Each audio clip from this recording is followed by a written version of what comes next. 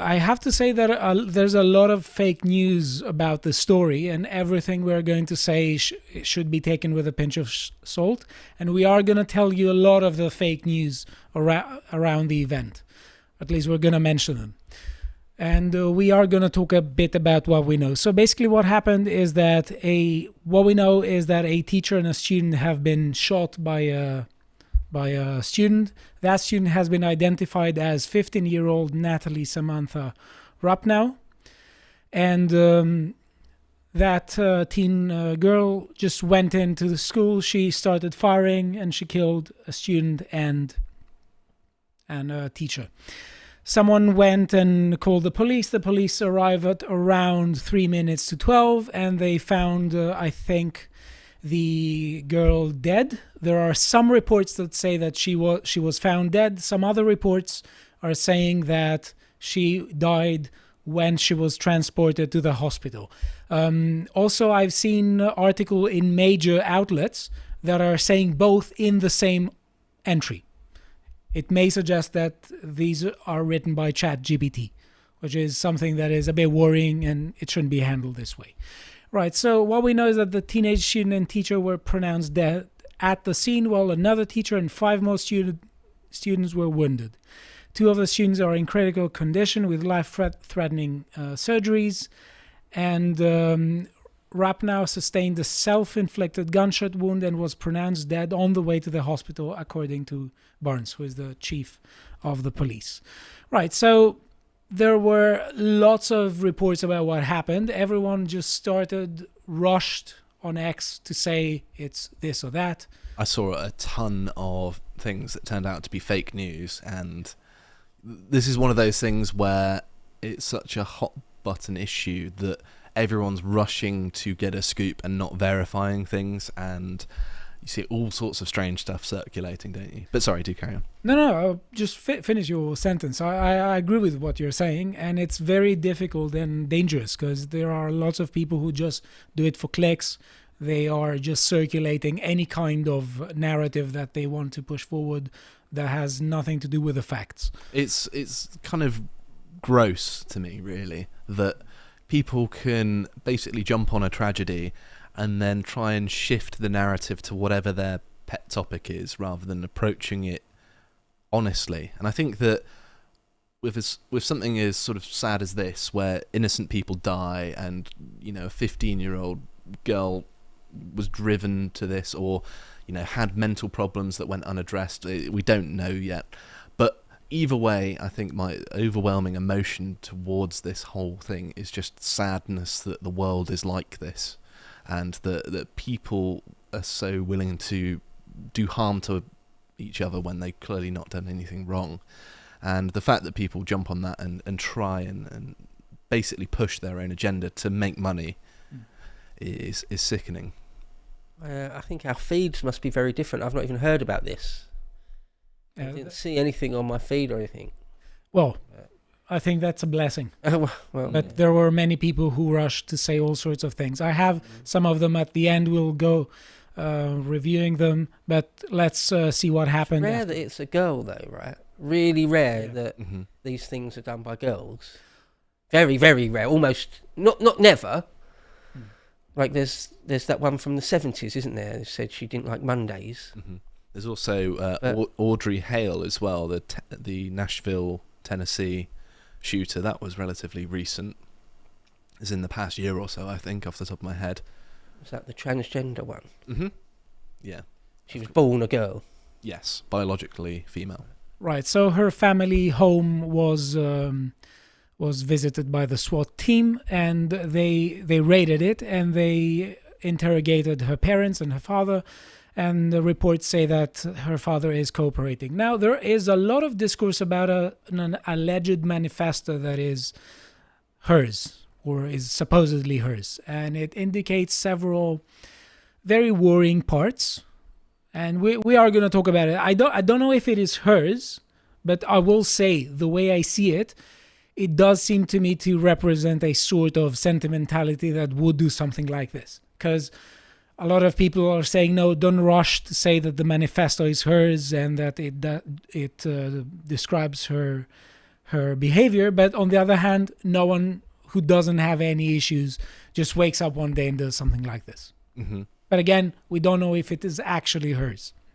Well, there's some sort of document out there. Yes, Mm-hmm. there is some sort of document. It's been the document, whether it's true or not, was implying that she's some sort of radical feminist, which is possible, but really, we just don't know yet. Yeah, really severely man-hating, but also, according to what I saw from the pages of the alleged manifesto, was also hating also against. It was also misanthropic.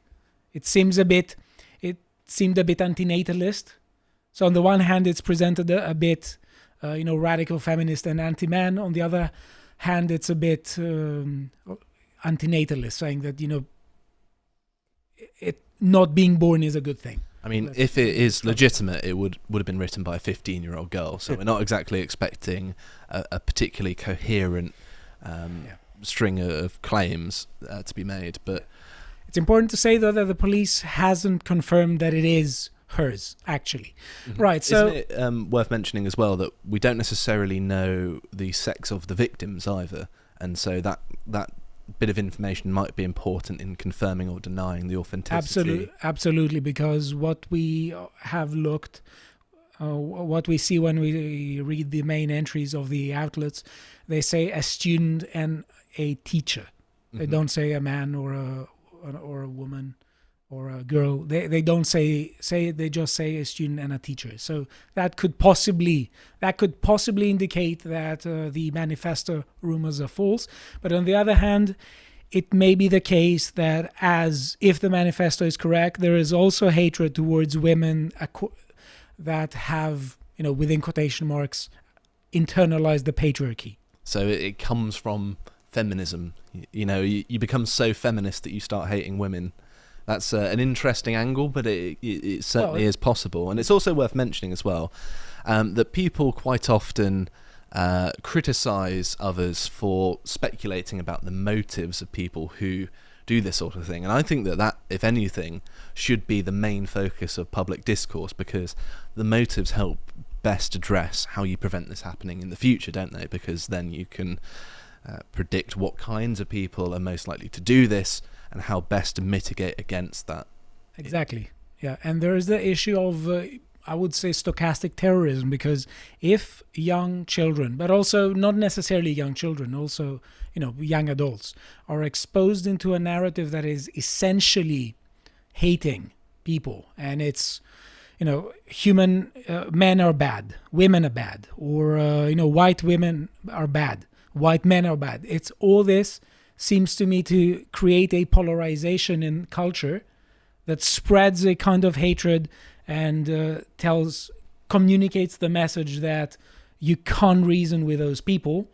You should just hate them, and you should just, there's no way you can ever live with them. Well, political rhetoric now has been so totalizing, and as it's said with such certainty, that I think older people are, generally speaking, intelligent enough to at least take it with a pinch of salt and see that it represents something that could resemble the truth, but is stated a lot more strongly than otherwise be. I think that you speak to your average person, and that's probably what they would say.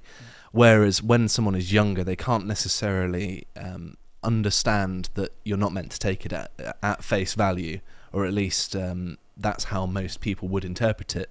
And so they take things at face value as said, and I think that's what makes them more susceptible to more extreme actions, as well as the fact that, generally speaking, people under the age of about 25, the cutoff when the brain sort of on average stops developing, tend to be the most prone to doing these sorts of violent acts in the first place. Exactly, and it's good to mention that civilization requires a sort of self-restraint when it comes to passions, and young people are on average less self-restrained than older people. And this narrative of victimhood that is pushed forward by wokeness, where it splits the population into oppressed and oppressors, and it sort of legitimizes violence within that framework, because it says these are the oppressors and they are oppressing you, so you need to do something about it. Well, it's sort of left empty to be implied, isn't it? It sort of Yeah. operates in the confines of the law, but it leaves a blank space that you're meant to fill in. It says that self-defense is somehow justified because you are a victim. Mm-hmm. It's or in some people's minds, if you're 15, it's a qualitatively short jump from punch a Nazi to shoot a Nazi. Mm-hmm. Right. And you Yeah. were actively encouraged to punch a Nazi not too long ago. Yeah. Right, wherever you find them. But it strikes me that 15 is remarkably young. I mean, it's not that there's no precedent for child killers. Of course, there are lots, even much younger than that even. But 15, I mean, no disrespect to anyone who's 15 or younger out there, but you don't know your ass from your elbow. You was a little kid yesterday. In fact, you are still a child. You're a child. So it's terrible that her mind has been warped, or perhaps she had a chemical imbalance and was actually clinically insane or something. I don't know. This is the first I'm hearing about it. But 15 is remarkably young to have to be so sure of your views that you're going to go and do something like this. My experience from knowing all about different school shootings is often they're just completely indiscriminate. What springs to mind is the Virginia Tech dude who just hated the world, things like that. Sometimes they're very specific, like they go there and they murder a teacher that they've got a beef with and then go on a bit of a spree or whatever. So sometimes it's targeted, sometimes not at all. I don't know if we know any of those details yet, probably not exactly yet, but just 15 is so remarkably young. Like when I was 15, I look back on the things I thought when I was 15 and it's mad. It's a weird madness you're in when you're in your teens like that. The most important thing to me at 15 was like dating girls, and that's pretty much it. Maybe my exams as well, secondarily to that. I still did well in my exams. Right. So Andino did some good work here, and he published this, and he talked about the identity of the shooter. Again, this is his version. Nice one, Josh. He says dribbling. Sorry. He is disconfirming that she identified as trans, because a lot of people started saying that the shooter was a trans shooter. And he says some things about her online presence that are particularly worrying. He says that she used the name Sam online and the username Crossixia, and she had extensive presence in several, I would say, just sick places.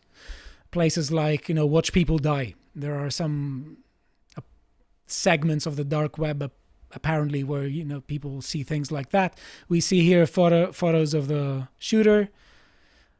We are told that this is one of the last things she posted on X before she did what she did. This is 10:45 a.m. This is the interesting choice of footwear there. Just a bit of sort of commentary here. Those sorts of boots are either worn by punks, hipsters, or Austrian painter enthusiasts. Well, we'll talk a bit about that right now. Here, a photograph with a dog. There are some people who say that the photos are a bit changed in some cases to make her look like worse or something. I don't know. And what happened is that allegedly, again, these are allegations, some people have been in contact with her boyfriend, who allegedly knew nothing about it, but also some of her friends on Discord. And they're saying that this was her manifesto, and they took a snapshot, a screenshot picture of it, and they say this is a part of it. Now, again, we don't know if that's her manifesto, but it says things like women are the only hope for this wretched world, but even women have been brainwashed by, I think that's moids. What does that mean? No idea. I've seen that word before. Hang on, I'll find out. For too long, they've internalized the patriarchy and turned on each other, always begging for male approval and validation. And she says that men can be reformed or redeemed. They are an effing. It's a derogatory word for men used by female incels. Okay, yeah. Well, as many people pointed out in the office, you were one of them. It's a bit weird to talk about a 15-year-old as a femcel, but she definitely seems to have had presence in areas of At the discourse least where from what they're where saying. Yeah, yeah. these terms were using. And she's using language that you would expect from the enthusiasts you mentioned before about men as being effing parasites. And what is written there, every single male must be wiped out, from babies to the elderly. Now, I find these incredibly sick statements. And here we have allegedly that she had a handle crossixia, and they say that that's what Andino says, that we can see her on commenting on several videos about that involve people harming themselves, and allegedly she was an enthusiast and she was, sex Indian dude. She's commenting on sex Indian dude hanging himself. That seems to me to be sick. That is a very weird. Yeah, but also they have been saying that she was also enthusiastic about school shooters, that she was obsessed with them, that she was also obsessed with all sorts of killers, and you don't. Sometimes what goes around comes around. When people are sorry. No, I interrupted you. Carry on. Sorry. I'm just still so struck, but I guess maybe I lived a very, very sheltered life. But when I was 15. I guess because it was like the 1990s and you didn't have the internet really. I mean, the internet was about, but there wasn't just endless amounts of gore and real suicide footage or whatever. Or maybe there was, I just never saw any of it. When I was 15, I was still like a kid, basically a little kid at 15. Like I really, really cared about football. You were a 15-year-old. Yeah. All I cared about was watching and playing football. That means you were Really? normal then, really, for a teenager in Britain. Like, to be obsessed with suicide and gender politics. What?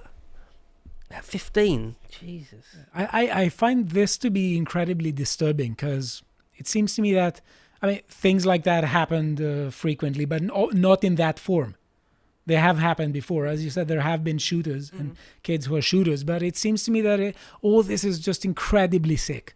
And I completely agree with your sentiment that 15-year-olds right now are exposed to a world that we weren't exposed, and I don't think it harmed us.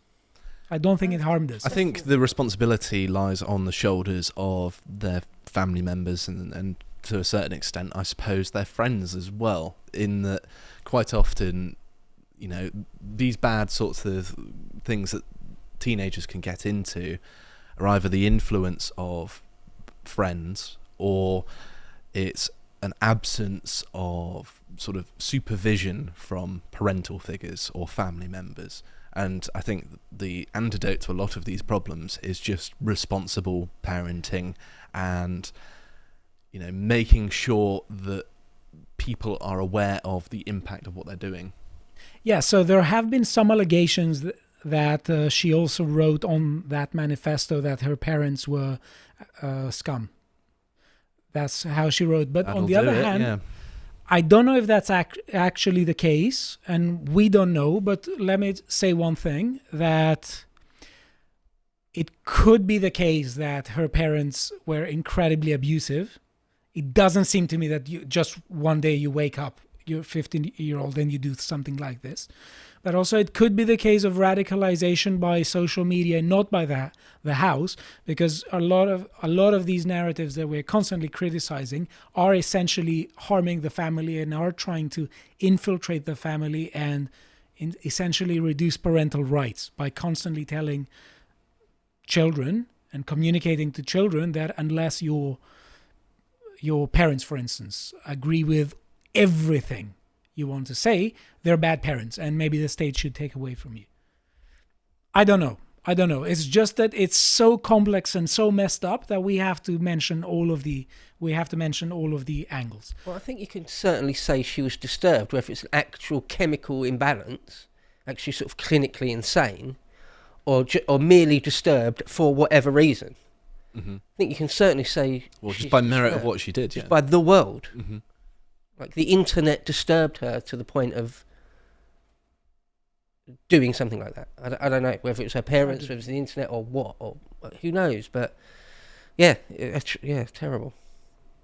Right, so we had President Biden releasing a statement calling for gun control after Wisconsin school shooting. as he said, Bitter irony here is that he pardoned his own son for gun crime. Bit of foreshadowing to Bo's segment following this. And a lot of people are saying that statements like that didn't take place after the murder of the CEO. Yeah, it's interesting, isn't it? Yeah. Also, didn't happen after the Tennessee shooting either, did it? No discussion of bump stocks. No. Right. Anyway, he says Congress must pass common sense gun safety laws, universal background checks, a national red flag law, a ban on assault weapons and high capacity magazines.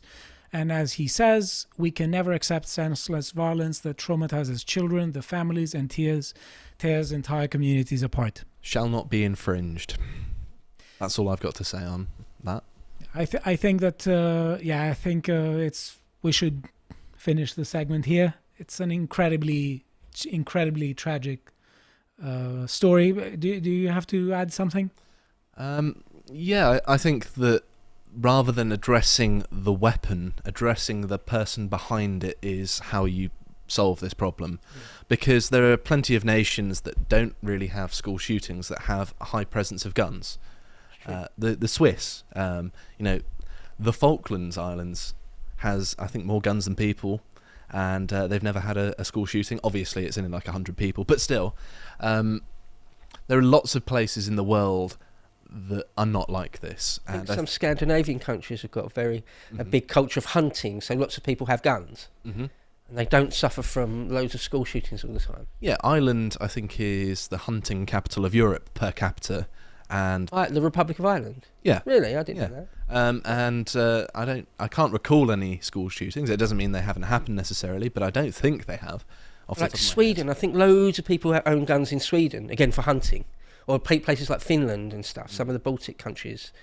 Well, the Swedes are more into explosives these days. I hope you appreciated that segment from the podcast of the Lotus Eaters, and if you want to see what else we're up to, you could always follow Connor's series, Tomlinson Talks. This one is talking about how Islamists influence the UK government. If you want to see all of the other things that we're putting out, you can always follow us on Twitter.